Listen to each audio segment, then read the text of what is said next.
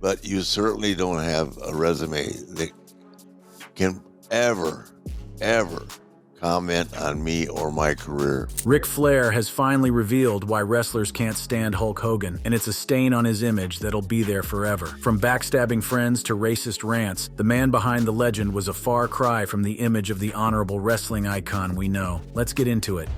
The Puppet Master, how Hogan's political machine devoured wrestling. When most people hear the name Hulk Hogan, they envision the mustache champion flexing his 24-inch pythons, the crowd erupting in thunderous Hulkamania chants, or perhaps that earth-shattering moment when he dropped the leg drop on Andre the Giant at the Pontiac Silverdome. What they don't see is the man behind the character, a calculating opportunist whose greatest victory wasn't in the ring, but in a corporate boardroom where he single-handedly destroyed the dreams of every wrestler who ever stepped through the ropes. At the center of Hogan's web of control was a contractual weapon that would become synonymous with his name: creative control. This seemingly innocuous clause gave Hogan the unprecedented power to veto any storyline, match outcome, or creative decision that he deemed contrary to his interests. In the hands of any other performer, this might have been a reasonable protection for a top star. In Hogan's hands, it became an instrument of mass destruction that would lay waste to countless careers and permanently damage multiple wrestling organizations. The most catastrophic example of Hogan's political warfare occurred at what should have been the crowning achievement of World Championship Wrestling, Starcade, 1997. This wasn't merely another pay-per-view event. It was the culmination of 18 months of masterful storytelling, the moment when the mysterious Sting would finally emerge from the rafters to reclaim WCW from the villainous New World Order. The wrestling world had waited over a year for this moment of redemption, but Hulk Hogan had different plans entirely. When the moment of truth arrived, Hogan allegedly refused to allow Sting a clean victory, instead insisting on a controversial finish involving referee Nick Patrick's allegedly fast count, turning what should have been wrestling's greatest triumph into a muddled disappointment. The sheer audacity of this decision defies comprehension. Here was a company that had invested millions of dollars and countless hours of programming into building toward this singular moment, only to have their biggest star destroy it to protect his own ego. The aftermath was devastating. Instead of launching Sting into the stratosphere as UCW's conquering hero, the botched finish left fans confused, disappointed, and angry. What should have been wrestling's equivalent of the Death Star's destruction became a fumbled mess that satisfied absolutely no one. The moment that was supposed to save WCW instead began its slow march toward extinction. But Starcade 1997 wasn't an isolated incident of Hogan's political interference. It was part of a deliberate pattern. While Eric Bischoff would later claim that Hogan only used his creative control clause once, multiple wrestlers and industry insiders have contradicted this assertion, documenting numerous instances where Hogan's behind-the-scenes maneuvering derailed storylines and damaged careers. The true insidious nature of Hogan's control was that he often didn't need to explicitly invoke his contractual power. The mere threat of it was enough to bend entire creative teams to his will. The pattern of destruction extended back to Hogan's WE tenure, where his political machinations had already begun claiming victims. Perhaps no case is more egregious than his treatment of Bret Hart, who had been carefully positioned as WWE's next franchise player following Hogan's planned departure. At WrestleMania 9 in 1993, the company's booking called for Hart to defend the WWE Championship he had won from Ric Flair, establishing him as the face of the organization's future. However, Hogan's backstage influence allegedly derailed these plans, with the Hulkster reportedly refusing to put Hart over due to concerns about the Canadian's physical stature. Instead, Hogan manipulated the situation to face and defeat Yokozuna, effectively hijacking what was supposed to be Hart's coronation. The profound injustice of this situation cannot be overstated. Bret Hart represented everything that was pure about professional wrestling: technical excellence, genuine respect for the craft, and unwavering professionalism. His rejection by Hogan wasn't based on ability, drawing power, or any legitimate business concern. It was pure ego, the refusal of an aging star to pass the torch to a superior performer. Hart's subsequent assessment of Hogan as a self-serving individual who prioritized personal gain over the industry's welfare became a recurring theme among wrestlers who worked with the supposed hero. Hart's autobiography would later describe Hogan as a double-faced liar, a characterization that resonated with countless performers who had witnessed similar behavior behind closed doors. doors. The Hart situation established a template that Hogan would follow throughout his career: identify potential threats to his position and systematically undermine them through backstage politics. No performer, regardless of talent or popularity, was safe from Hogan's political machine if he perceived them as competition. This destructive pattern reached new heights of pettiness in Hogan's interactions with Shawn Michaels. WWE's original plan called for a series between the two legends, with Hogan winning their initial encounter at SummerSlam 2005 before dropping the return match to Michaels, creating a balanced feud that served both performers' interests. However, Hogan allegedly reneged on his commitment to the rematch, leaving Michaels feeling betrayed and manipulated. Michaels' response was nothing short of artistic brilliance. During their SummerSlam encounter, he began overselling Hogan's offensive moves to such an absurd degree that the match transformed from a serious main event into an unintentional comedy spectacular. Every punch sent Michaels flying across the ring. Every move was met with theatrical anguish that bordered on parody. It was Michaels' way of exposing Hogan's selfishness to the entire wrestling world, turning their match into a public humiliation disguised as entertainment. The creative sabotage extended beyond individual matches to entire storylines and feuds. In 1985, WWE had planned an intriguing program between Hogan and Ricky Steamboat, with Steamboat turning heel to create a fresh dynamic for Hogan's character. However, Hogan vetoed the plan in favor of a safer feud with Big John Studd, a less threatening opponent who posed no real challenge to his dominance. This decision reveals the calculated cowardice behind Hogan's political strategy. Rather than embracing challenging programs that could have elevated both performers and created compelling television, Hogan consistently chose the path of least resistance, ensuring that his dominance was never seriously threatened. The pattern would repeat itself throughout his career, leaving a trail of missed opportunities and squandered potential in its wake. Perhaps even more damaging than Hogan's self-protection was his systematic elevation of undeserving allies at the expense of legitimate talent. In WCW, Hogan used his influence to secure lucrative contracts for friends like Brutus Beefcake, Earthquake, and Typhoon, creating a shadow roster of Hogan loyalists who owed their positions to nepotism rather than ability. The most notorious example of this favoritism occurred at Starcade 1994, where Hogan insisted on defending the WCW World Heavyweight Championship against Brutus Beefcake, repackaged as The Butcher, instead of facing Sting in what would have been a dream match for wrestling fans. The resulting pay-per-view was a commercial and artistic disaster, remembered today as one of the worst main events in wrestling history. The Scott Steiner situation provides perhaps the most revealing glimpse into Hogan's vindictive nature and his willingness to destroy promising careers out of pure spite. Steiner had just completed one of wrestling's most successful character transformations, evolving from a technically gifted tag team wrestler into Big Papa Pump, a charismatic heel who connected with audiences in ways that few performers ever achieve. And like when I said that I got beat my first match after turning heel, the call was made by Hulk Hogan to have me get beat. So and the only reason I knew that because I knew somebody that was in the vicinity of talking to him. This revelation exposes Hogan's political interference at its most petty and destructive. Steiner's heel turn should have been the launching pad for a major push, the beginning of a run that could have established him as one of wrestling's premier villains. Instead, Hogan's backstage manipulation ensured that Steiner's momentum was killed before it could build, sabotaging what should have been a career-defining opportunity. The psychological impact of this kind of interference cannot be overstated. This anecdote reveals the true extent of Hogan's control over WCW's operations.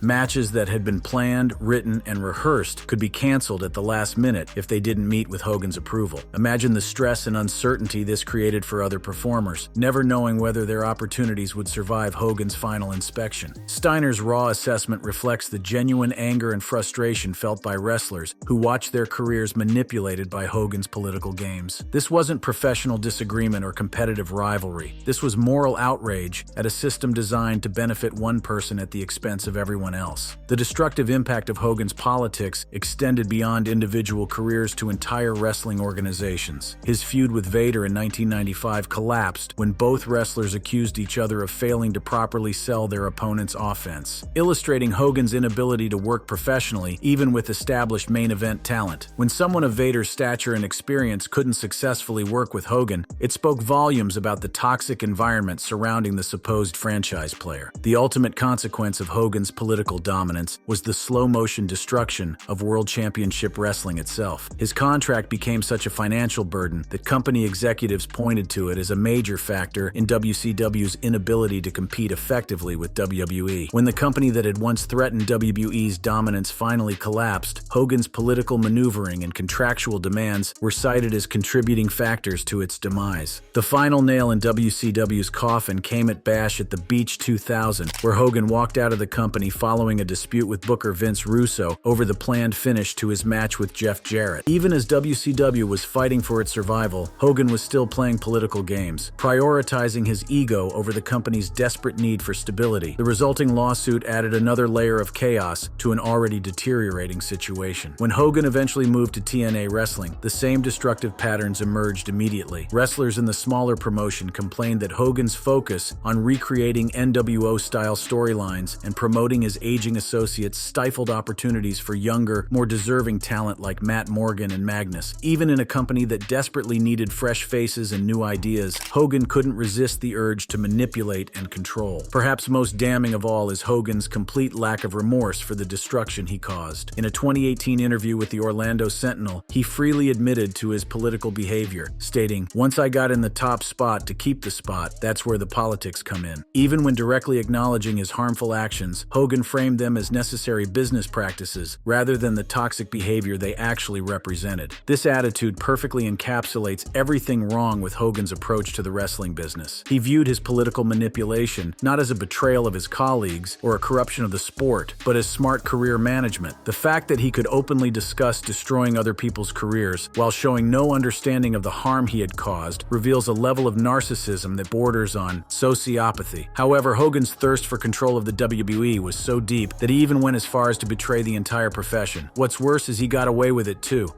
How Hogan murdered wrestling's labor movement.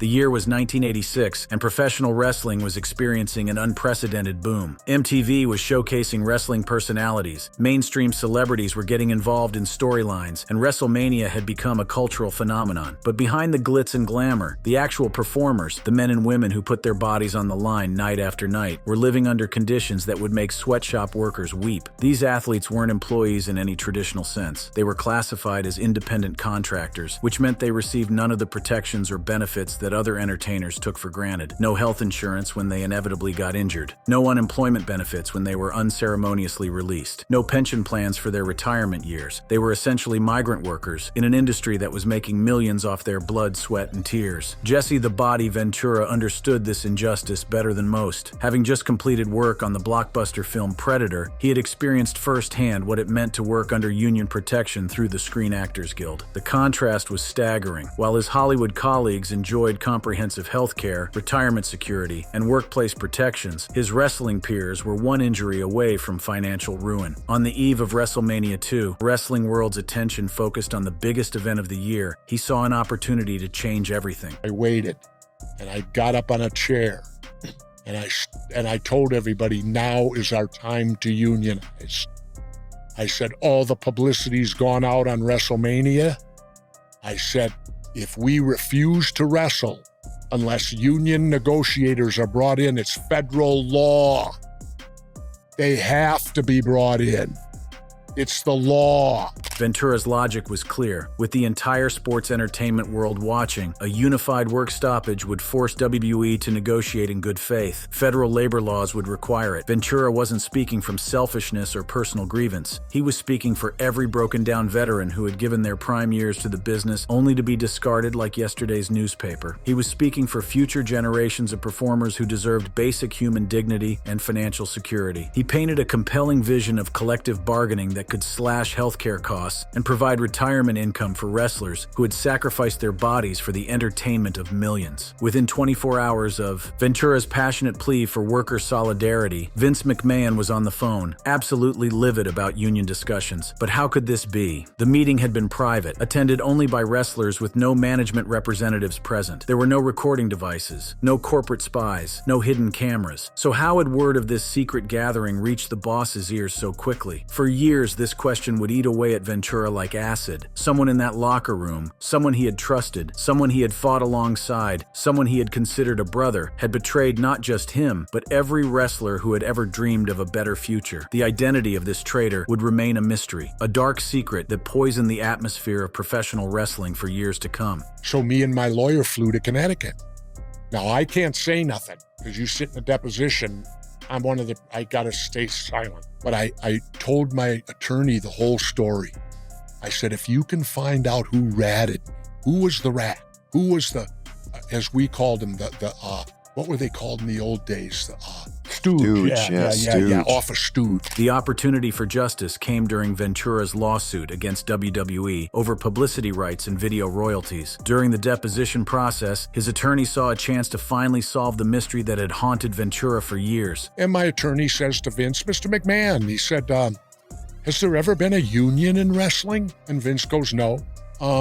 Has anyone ever tried to form one? And Vince paused a moment. He said, yeah. He said, I think Jesse Ventura spouted his mouth off about it one time, years ago. My attorney said, really? He said, how did you know did you hear Mr. Ventura? Talk about unionizing? Yeah. And Vince said, no. The trap was set with surgical precision. If McMahon had never personally witnessed Ventura's union activities, then how had he learned about them? The next question would expose a betrayal so shocking, so fundamentally at odds with everything the wrestling world thought they knew about their biggest star, that it would forever change how people viewed the man behind the Hulkamania phenomenon. My attorney said, well, then how did you know? With no hesitation. Vince answered, Hulk Hogan told me. Now, he's under sworn deposition here. He's under sworn deposition to tell the truth. Yeah.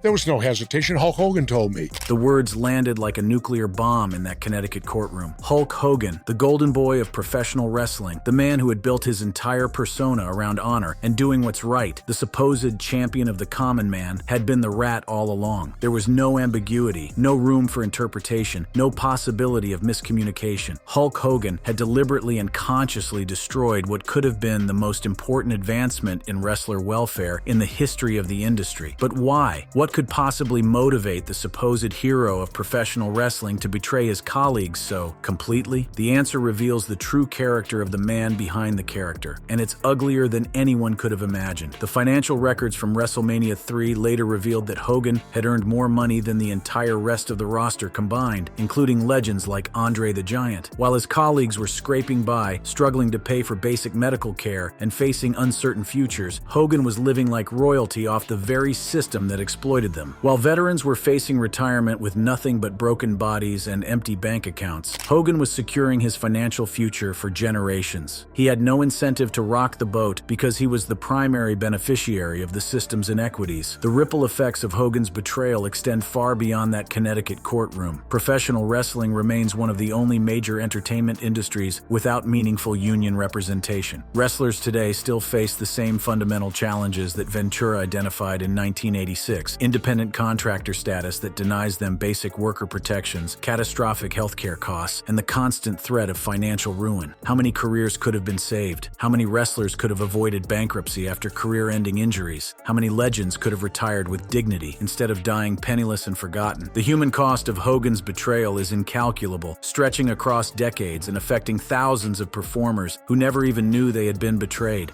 When you have a guy who's as narcissistic as Donald Trump, it ain't gonna happen until I hear an apology from him. From Hulk Hogan? The union betrayal established the template for Hogan's entire career. Present yourself as the hero while working behind the scenes to protect your own interests at any cost. It was a pattern that would repeat itself countless times, creating a trail of destroyed careers and broken promises that would eventually turn even his most ardent supporters against him. This single act of treachery didn't just kill a union drive. It murdered the very concept of wrestler solidarity for generations. It sent a clear message to every performer in every locker room. You cannot trust your colleagues, you cannot fight for collective good, and any attempt to challenge the system will be met with betrayal from within your own ranks. How Hogan's deceptions and scandals destroyed his legacy. If Hulk Hogan's backstage manipulation revealed his willingness to destroy others for personal gain, and his political scheming exposed his complete disregard for the wrestling business itself, then his compulsive lying and shocking personal scandals unveiled the most disturbing truth of all. The man behind the character was so fundamentally dishonest that every aspect of his public persona was built on deception. The lies began early and never stopped coming. These weren't simple exaggerations or embellishments for entertainment value. They were systematic fabrications designed to inflate Hogan's importance and maintain his relevance long after his athletic prime had passed. Each lie built upon the last, creating a towering monument to self-aggrandizement that would eventually collapse under its own absurd weight. Among the most infamous of Hogan's fabrications is his alleged connection to the legendary heavy metal band Metallica. According to Hogan's ever-evolving narrative, he had been personally recruited by the band to serve as their bassist during their formative years, only to have the opportunity slip away due to scheduling conflicts or creative differences. The story grew more elaborate with each telling. Hogan claimed he had recorded demonstration tapes of his bass playing, had engaged in lengthy correspondence with the band's management, and had even been on the verge of joining the group during their rise to international stardom. To hear Hogan tell it, he had been just one decision away from rock and roll immortality. The only problem with this compelling narrative, it was completely, utterly, and demonstrably false. When confronted with Hogan's claims, Metallica's members responded with genuine bewilderment. Lars Ulrich admitted to being completely baffled by the story, stating that he had no recollection whatsoever of any interaction with anyone named Hulk Hogan. James Hetfield's response was even more direct: definitely not. The band's confused amusement at Hogan's fantasy revealed the profound disconnect between his claims and reality. But the Metallica lie was merely the beginning. Hogan's biographical claims became increasingly outlandish, including his assertion that he had wrestled 400 days in a single year due to time zone changes during international travel. This mathematical impossibility, suggesting that crossing time zones could somehow add 35 days to a calendar year, demonstrated either a complete misunderstanding of basic physics or a breathtaking contempt for his audience's intelligence. Even more disturbing were Hogan's fabricated relationships with deceased celebrities, stories that revealed a willingness to exploit the dead for personal aggrandizement. He claimed to have attended parties with John Belushi following WrestleMania 2, conveniently ignoring the fact that Belushi had died in 1982, 4 years before the event took place. Similarly, he insisted that Elvis Presley had been a devoted Hulkamania fan who regularly attended his matches in Memphis, despite the inconvenient truth that Hogan hadn't arrived in Memphis until 1979, 2 years after Elvis's death. The pattern of dishonesty extended to Hogan's most personal and controversial claims, including his blatant lies about performance-enhancing drug use. This deception was particularly damaging because it directly contradicted the wholesome image he had cultivated with children around the world. And I found it so strange that he would actually go on a national televised show and say that he had never used steroids, only for medical reasons. That when I first met him in 1975, 76 time frame, that he told me he had been taking steroids, injecting himself with steroids for a full year before he met me. And he said that to my face. And then to get into his career, his extremely successful career, and then to go on to a national televised show like that and deny that he had ever taken steroids was almost so ridiculous that it was laughable. The lies accumulated like a cancer, eventually becoming so numerous and ridiculous that they transformed Hogan from a respected performer into a figure of mockery among wrestling fans and industry insiders. But while his compulsive dishonesty damaged his credibility, it paled in comparison to the scandal that would ultimately obliterate his reputation: the 2015 revelation of racist comments captured on a secretly recorded sex tape. The tape, made without Hogan's knowledge in 2007, captured him using racial slurs repeatedly while expressing disgust at his daughter's relationship with a black man. In the recording, Hogan not only used the most vile racial language imaginable, but actually declared, "I am a racist," to a point, removing any possibility of claiming the comments were taken out of context or misunderstood. The immediate aftermath was swift and merciless. WWE terminated Hogan's contract, stripped him of his Hall of Fame status, and systematically erased him from their corporate history as if he had never existed. Merchandise was pulled from stores, video games were updated to remove his likeness, and decades of wrestling history were effectively rewritten to minimize his presence. But the real devastation came from the wrestling community's response, particularly from black performers who had looked up to Hogan or worked alongside him throughout their careers. Mark Henry, one of wrestling's most respected figures, publicly stated that Hogan had shown a complete lack of effort to try to fix the damage caused by his remarks, noting that Hogan's refusal to engage in meaningful outreach or education efforts had deepened the community's distrust. When WWE attempted to rehabilitate Hogan in 2018 by quietly reinstating him to the Hall of Fame,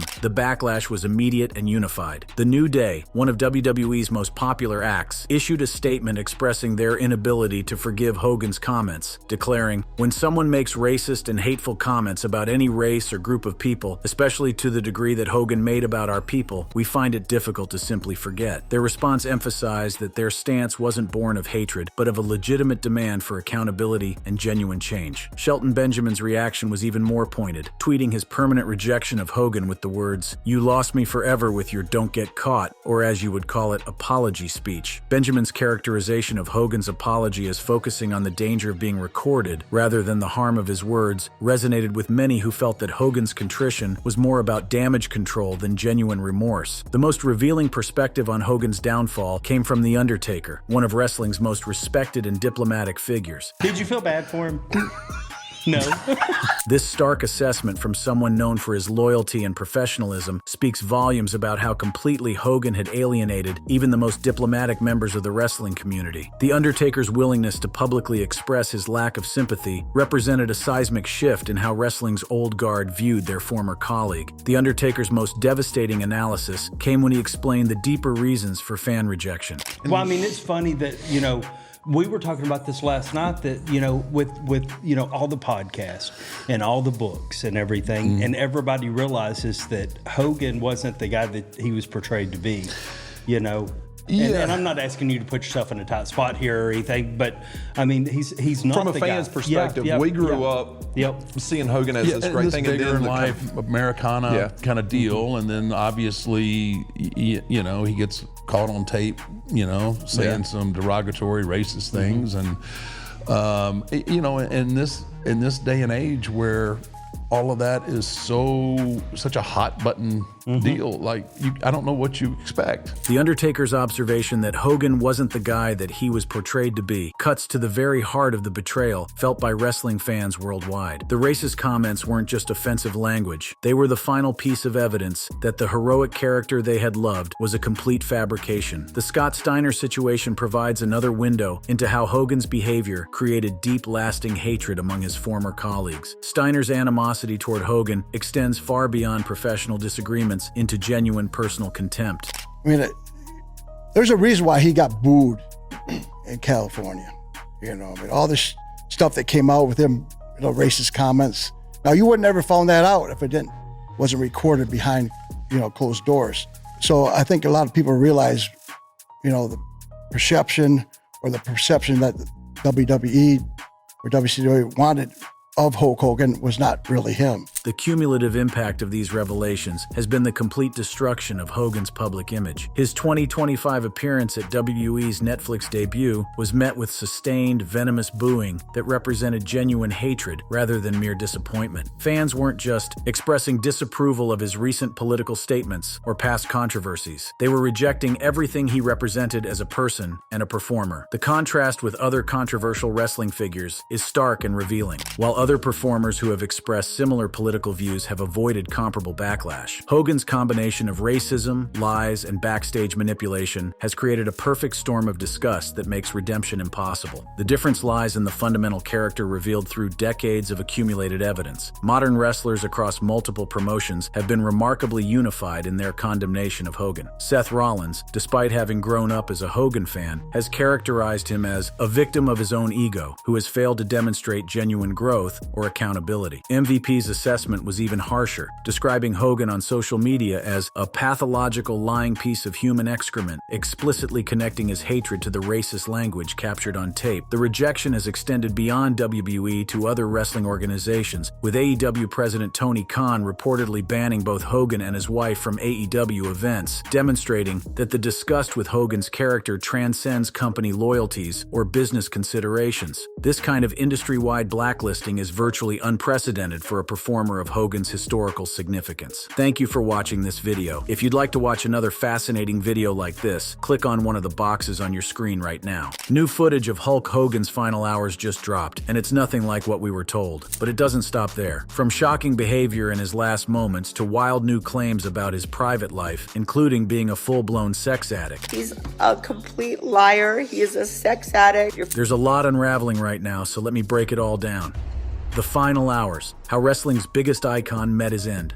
The morning of July 24th, 2025, started like any other day in Clearwater Beach, Florida. The sun was rising over the Gulf Coast waters, casting its familiar golden glow across the upscale neighborhood where Terry Gene Bollea, better known to the world as Hulk Hogan, had made his home. But fate had other plans brewing in the shadows of that seemingly peaceful morning. At exactly 9:51 a.m., a frantic 911 call shattered the tranquility of Clearwater Beach. The voice on the other end was reporting a cardiac emergency at one of the most recognizable addresses in the wrestling world. What happened next would mark the end of an era that had defined professional wrestling for over 4 decades. The emergency response was swift, yet the gravity of the situation was immediately apparent to everyone involved. First responders arrived at the scene at 9:56 a.m., 5 minutes after that initial distress call. These weren't rookie paramedics dealing with a routine medical emergency. They were facing the potential loss of one of America's most iconic entertainment figures. The Clearwater Police Department followed closely behind, arriving at 10:23 a.m. as the situation unfolded in real time.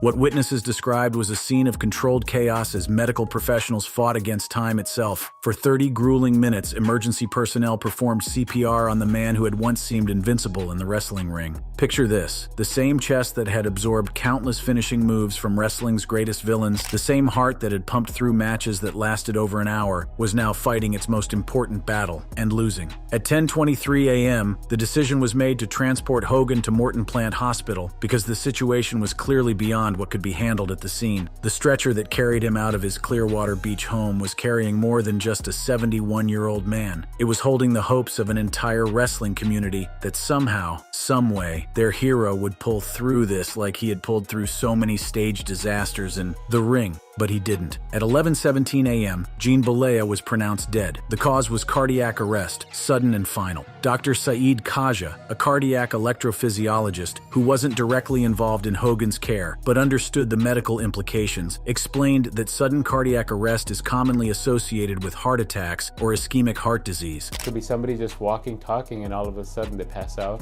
You could be an athlete on the field that all of a sudden, they're performing at their best and then all of a sudden they're not. And it could be somebody in their sleep too. So sudden cardiac arrest, it can happen at any time of the day, and essentially can happen at any time in somebody's life. What made this particularly tragic was how typical it was for someone to appear relatively healthy right up until the moment their heart stopped functioning. Clearwater Police Major Nate Burnside quickly addressed any concerns about foul play, stating that there were no signs of foul play or suspicious activity related to Hogan's death. The Clearwater Police Department is conducting a death investigation, which is standard in these types of cases. There are no signs of foul play or suspicious activity related to this call for service at this time. But here's where the story becomes even more devastating. In the weeks and days leading up to July 24th, there had been swirling rumors about Hogan's health that painted a picture of a man potentially on his deathbed. These weren't just idle gossip or internet speculation. These were serious claims made by people within Hogan's circle. Radio personality Bubba the Love Sponge, who had a complicated history with Hogan from that infamous sex tape scandal, had been making claims with his co-host Lummy that Hogan was in poor health. I got some pretty reliable information last night that there are phone calls being made to various family members about getting to town to come say your goodbyes. And Bubba seemed so sure of himself.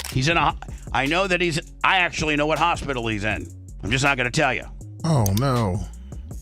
And it's not good. However, these health rumors were met with fierce pushback from those closest to Hogan. His wife, Sky Daly, took to Instagram in early July 2025 to directly address the misinformation. Her post stated that Hogan was not in a coma, that his heart was strong, and that there was no lack of oxygen or brain damage. She expressed genuine frustration over what she perceived as false reports about her husband's condition, and her defense seemed credible and heartfelt. Even more convincing was a statement made just 2 days before Hogan's death by Jimmy Hart, his longtime friend and manager. On July 22nd, Hart took to social media to assure fans that Hogan was doing phenomenal. Hart even provided specific details, mentioning that Hogan had been at a karaoke event with his son Nick the previous night, appearing healthy and engaged. But then something changed overnight. According to Hart's later statements, Hogan's health deteriorated overnight before his death. This sudden turn suggests that whatever cardiac event claimed Hogan's life wasn't a slow decline that could have been predicted or prevented, but was an acute medical emergency that struck without warning. The physical toll of Hogan's wrestling career cannot be overstated when examining the circumstances of his death. Throughout his legendary career, Hogan had undergone more than 25 major surgeries. Think about that number for a moment. 25 major surgical procedures on a single human body. Among these were 10 back surgeries alone, multiple knee and hip replacements, shoulder surgeries, and procedures on his eyes and abdomen. In September 2024, just months before his death, Hogan had appeared on the Impulsive podcast, where he discussed the brutal reality of wrestling in the 1970s. No, but before, 10 back surgeries, both knees, both hips replaced, shoulders, everything.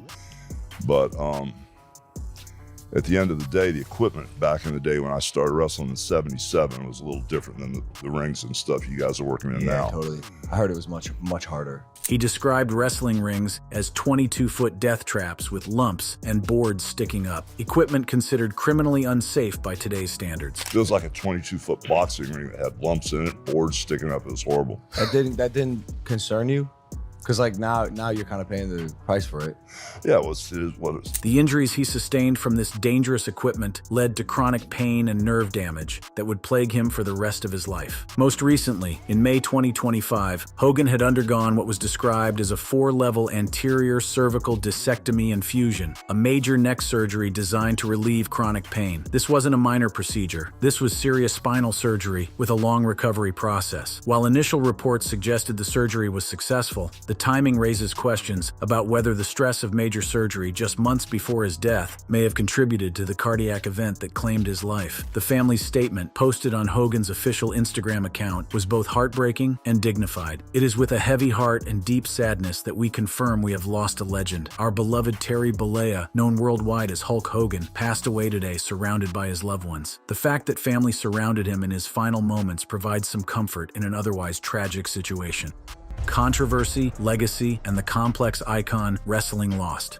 The death of Hulk Hogan on July 24, 2025, didn't just mark the end of a wrestling career. It marked the conclusion of one of the most complicated and controversial legacies in entertainment history. Hulk's racist remarks scandal of 2015 was one of the darkest chapters in Hogan's public life, and its impact reverberated through the wrestling community for the remainder of his life and even in his death. Hulk Hogan has passed away today at the age of 71. He died on the 10-year anniversary of his racist rants being leaked online. When the National Enquirer and Radar Online published leaked audio from a 2007 sex tape, the world heard Hulk Hogan use racial slurs, including the N-word, multiple times during a private conversation. But the context made it even worse, as he was expressing discomfort about his daughter Brooke dating a black man and admitted to being a racist to a point. The fallout was swift and devastating. WWE, the company Hogan had helped build into a global entertainment empire, terminated his contract immediately. They didn't just fire him, they also removed him from their website and temporarily removed his presence from the WWE Hall of Fame. For a company that had built much of its 1980s success around Hogan's heroic character, this represented an acknowledgement that his actions were fundamentally incompatible with their stated commitment to diversity and inclusion. The public reaction was equally severe. Fans who had grown up idolizing Hogan felt personally betrayed. The man who had preached about training, prayers, and vitamins, who had represented American values and heroism to multiple generations, had revealed himself to harbor racist attitudes that contradicted everything his public persona represented. Wrestling events where Hogan appeared after the scandal were marked by heavy booing from audiences who had once cheered his every move. Hogan eventually responded to the scandal. I was at the lowest point of my life. My personal life was destroyed.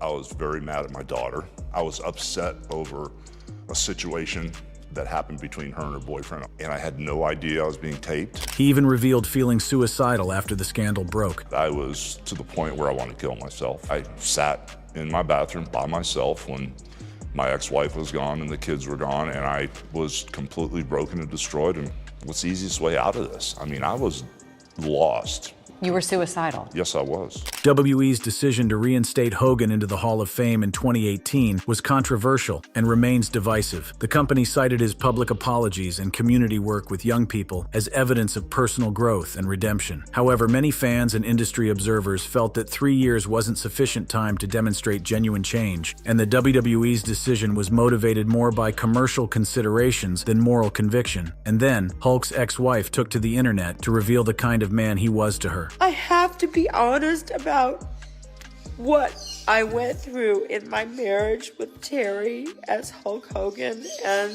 what it entailed and what it has caused over the years and everything else. He's a complete liar. He is. This was shocking to Hulk's fans, but then again, the reason behind the discovery of the racist remarks was because of a sex tape scandal Hulk landed himself in. The 2012 publication by Gawker of excerpts from a 30-minute sex tape showed Hogan having intercourse with Heather Clem, the wife of radio personality Bubba the Love Sponge. The tape was recorded without Hogan's knowledge or consent, making him a victim of what would now be recognized as revenge porn. And then Hogan spoke up about it. You attracted to her at all? No, she was a friend. I mean, it was Bubba's wife. I'd seen her 5 or 6, 7 times. They invited me over one time for Thanksgiving. Had a racetrack a couple times over. I really didn't know her very well. Hogan's lawsuit against Gawker became a landmark case in privacy rights and press freedom. The $115 million in compensatory damages and $25 million in punitive damages awarded by a Florida jury sent shockwaves through the media industry. Originally, Bubba was aware of Hulk sleeping with his wife and even pioneered it. But when everything blew up, even he was shocked. And really, at the end of the day, had an employee of mine not steal my surveillance, only 3 people to this day would still know about that event. And my life wouldn't have been ruined. My ex-wife wouldn't be considered a whore, and Hogan wouldn't have $141 million in his pocket. So, I mean, joke's on me. The case ultimately resulted in Gawker's bankruptcy and closure. Hogan eventually settled for $31 million, but the Gawker owner wasn't exactly remorseful. I still believe that it was a good story that needed to be told. Why is Hulk not entitled to his privacy? I think that individuals have an absolute right to privacy in their own home, with their own spouse, in their own bedroom. But he was a global celebrity who talked about his sex life incessantly. Hogan's admission of steroid use during the 1994 federal trial of Vince McMahon was another significant scandal, though one that had less impact on his career due to the widespread nature of performance-enhancing drug use in professional wrestling during the 1980s. Hogan testified that he had used anabolic steroids for 13 years, but denied that McMahon had directed him to do so. McMahon was acquitted, though. Another incident with comedian Richard Belzer in 1985 also became a scandal for Hogan. When Belzer insisted that Hogan demonstrate a wrestling move on live television, Hogan applied a front chin lock that unintentionally choked Belzer unconscious. How about it, T? Keep him like that for a little while. Because he's all right. He's just sleeping. He's sleeping. Really, I was a sleeper hole. He'll be all right. He's waking up now. When Hogan released the hold and dropped him, Belzer suffered a head injury that required medical attention and resulted in a $5 million lawsuit that was settled out of court. Perhaps one of the most damaging revelations about Hogan's character was his role in betraying fellow wrestlers' attempts to unionize in the 1980s. Jesse "The Body" Ventura had organized efforts to improve working conditions for WWF wrestlers, including discussions about forming a union to protect their interests. According to Ventura, Hogan informed Vince McMahon about these unionization efforts, allowing McMahon to quash them before they could gain momentum. When Ventura learned of Hogan's betrayal in 1991, it created lasting resentment within the wrestling community. Despite all these controversies, Hogan's professional achievements remain extraordinary and historically significant. His role as the face of WWE's global expansion in the 1980s cannot be overstated. He headlined the first WrestleMania and 7 of the first 8 WrestleManias, with matches like his encounter with Andre the Giant drawing massive audiences in transforming professional wrestling from a regional entertainment form into a global phenomenon. The shock of Hogan's heel turn in WCW in 1996, when he became Hollywood Hogan and formed the New World Order, NWO, demonstrated his continued ability to reinvent himself and generate compelling storylines. This character change helped WCW dominate WWE in television ratings for 83 consecutive weeks, proving that Hogan's drawing power extended beyond his heroic persona. His return to WWE in 2002 for memorable matches like his encounter with The Rock at WrestleMania 18 showed that Hogan could still generate genuine excitement and nostalgia among wrestling fans, even in his later years. These comeback performances bridged different eras of wrestling and introduced his legacy to new generations of fans. Beyond wrestling, Hogan's expansion into films, television, and business ventures demonstrated his understanding of entertainment marketing and brand development. His appearances in movies like Rocky III, his starring role in Thunder in Paradise, and his reality television success contributed to his status as a pop culture icon transcending professional wrestling. His final business venture, co-founding Real American Freestyle Wrestling in April 2025, showed that even at 71, Hogan remained committed to developing new talent and contributing to the wrestling industry. His role as commissioner of this promotion, intended to create amateur wrestlers into professional stars, represented his attempt to give back to the sport that had made him famous. The reaction to Hogan's death on July 24, 2025, perfectly encapsulated the complexity of his legacy. Tributes poured in from WWE, which called him one of pop culture's most recognizable figures, and from wrestling legends like Ric Flair, Triple H, and Dwayne "The Rock" Johnson. Political figures, including Donald Trump, also offered condolences, reflecting Hogan's cultural impact beyond entertainment. However, public discourse remained polarized. While many celebrated his monumental contributions to wrestling and entertainment, others used his death as an opportunity to revisit his racist scandal and controversial political alignments. But who is Hulk Hogan really? The man behind the mustache, from Terry Bollea to global icon.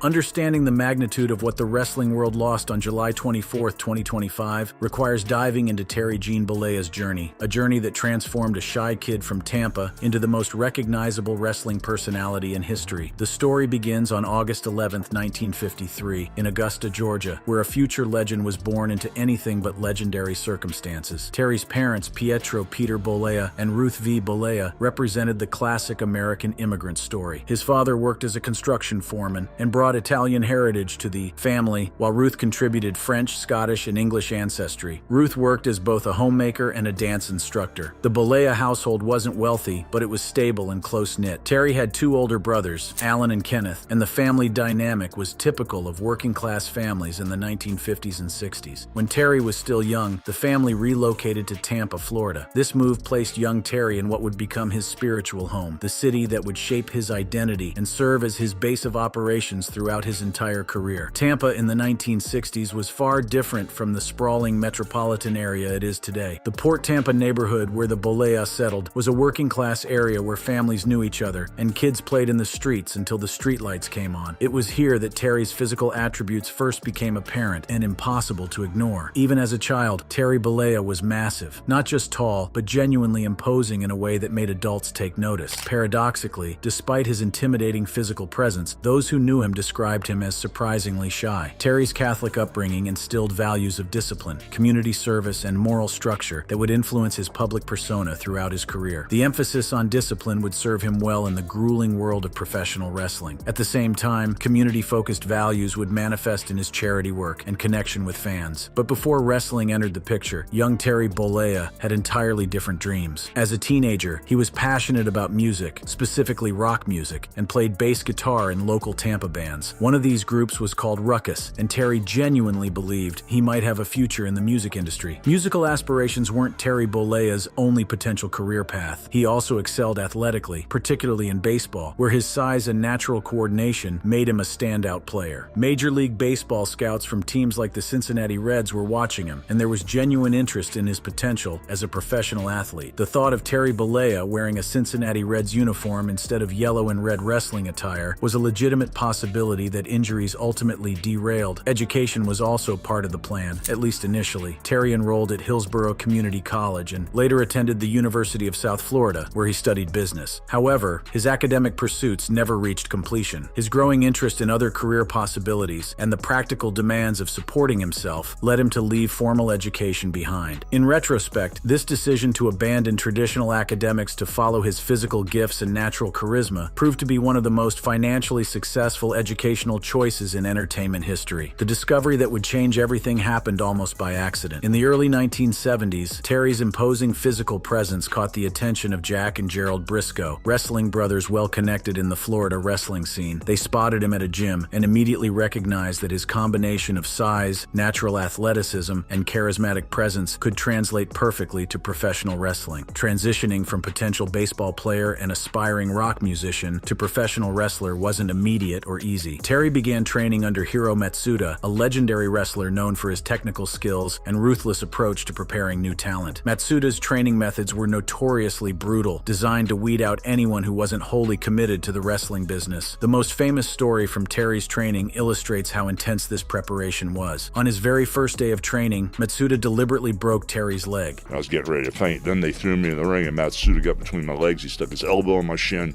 grabbed my toe, and broke my leg. Oh, God. And said, don't ever come back again. They told me, don't you ever, and I had long hair, blonde hair. Well, you saw the picture of the band stuff. They said, don't ever come back again. This wasn't an accident or a result of overly aggressive sparring. It was an intentional test of character and commitment. And when Hulk got home, he didn't get the reception he had hoped for. When my father got home from work, he worked construction for Azarelli Construction. He had to come down with my mom, and he drove my van home. And when I got home, I really got my ass beat.